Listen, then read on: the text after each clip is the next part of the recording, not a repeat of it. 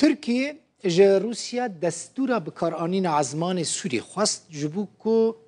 عزمان بکار بینه و ایره شکل دجی پکک پیک بینه. کی ویا که دبیجه وزیر بروانیا ترکیه هلوسو آکار دبیجه او لگل روسیا پیوندیه داره جبو که ریجوان را وکن که عزمان سوری ده ایره شکل دجی پکک ده بکار بینه. آکار دبیجه ده نابروان و سوری و روسیا دجی پیوندین گلک باش و بردوام هنه و اگر او گهیشتن انجامه که او وان پیوندین خواه یعنی انجام وان پیوندین خواهین لگل روسیا سوری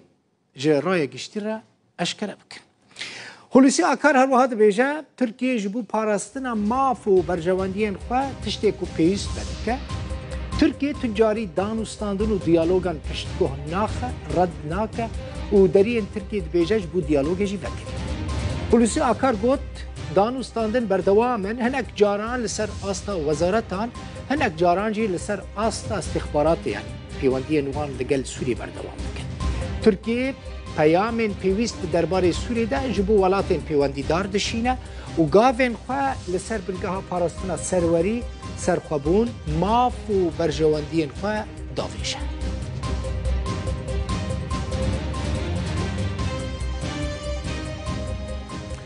پارلمانتر سوری میاد العلی دبیجه جبو که سوری پیوندین خواه لگل ترکیه نورمال بکه دوی بری هر تشتی ترکیه هزین خواه جحمون افچین سوری وکشینه. پارلمانتر سوری میاد العلی دبیجه ترکیه به پشتگیری یعنی ترکیه به پشتگیری تروریستان توان بارده که او گوت اردوغان به آرمانجا به دست خستن رای گشتی یا نافخواه هول ده نزکبونه که چیه بکه جبر اپوزیسیون وی ولاتی راگهان دیه که اگر به سر بکوه و همو مرجن سوری جیب که جبر وی کجی اردوغان نها دخوازه بری هل بجارتنین سرو کوماری وان مرجان جیب که حتی نها سروک سوری هفدیتنا لگل سروک ترکیه رد کریه و ده بیجه بری هفدیتنان گلک تشت هنه دوید انقره پیک بینه مرج سرکجی درکتنا هزین ترکیه جسوری.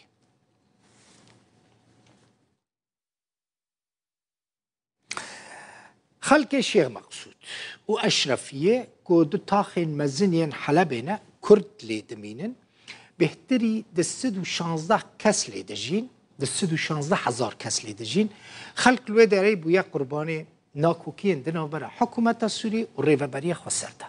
اف 5 مهن خلق ده بندور پیچه که تند یا هزین حکومت سوری ده جیانا روژانه یا خلق شیخ مقصود و اشرفیه به تایبتی به هاتن زوستانی را گلکی زحمت بوین. خلق وان هر دو تاخان کلو پلو کاغتان کوم دکن تشتان کوم دکن دچند شوتینن لشونا سوتمانیه لشونا مازوت خوبی گرم دکن یعنی کاغتان دشوتینن خلبر کاغتان و تشتین آویتی گرم دکن کسی لنخوشخانه انجی به تایبتی جنو زاروگ باجا تنبونا سوتمانیه ددن تشتک تنه گل نخوشخانه ان بخوا گرم کن یعنی مازوت پیدا نابه چما جبر که دولت هزین سربازیین حکومت سوری ری نادن که مازوت و تشتین دنین گرم کرنه هر وها درمان و خارن در باسی شیخ مقصود و اشرفیه ببن